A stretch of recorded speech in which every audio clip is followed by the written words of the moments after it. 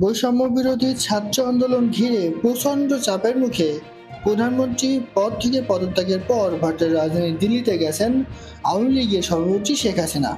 সেখান থেকে যুক্তরাজ্য যাওয়ার কথা রয়েছে তার। তবে রাজনৈতিক মহলের প্রশ্ন উঠেছে, দলের সাধারণ সম্পাদক ওবায়দুল কাদের কোথায়? জানা গেছে শেখ হাসিনার একদিন আগেই ভারতে পালিয়েছেন ওবায়দুল কাদের। সূত্র মতে গত শনিবার 3 আগস্ট বিকেল থেকে আওয়ামী লীগের সাধারণ সম্পাদক গা ঢাকা দিয়েছেন। জাতীয় নির্বাচনের পর থেকে প্রতিদিন মিডিয়ার সামনে কথা বললেও বৈষম্য বিরোধী ছাত্র আন্দোলনের শেষ মুহূর্তে মিডিয়ায় কথা কম বলতে দেখা যায় তাকে। গত শনিবার ধানমন্ডিতে আওয়ামী লীগ সভাপতি শেখ হাসিনার রাজনৈতিক কার্যালয়ে আয়োজিত সংবাদ সম্মেলনে শেষবারের মতো কথা বলেন ওবায়দুল কাদের। রোববার তাকে কোথাও দেখা যায়নি।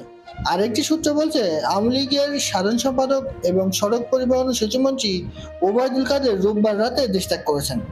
তিনি বর্তমানে সিঙ্গাপুরে রয়েছেন। তবে অন্য একটি সূত্র বলছে ওবায়দুল কাদের বর্তমানে নয়াদিল্লিতে পালিয়ে আছেন।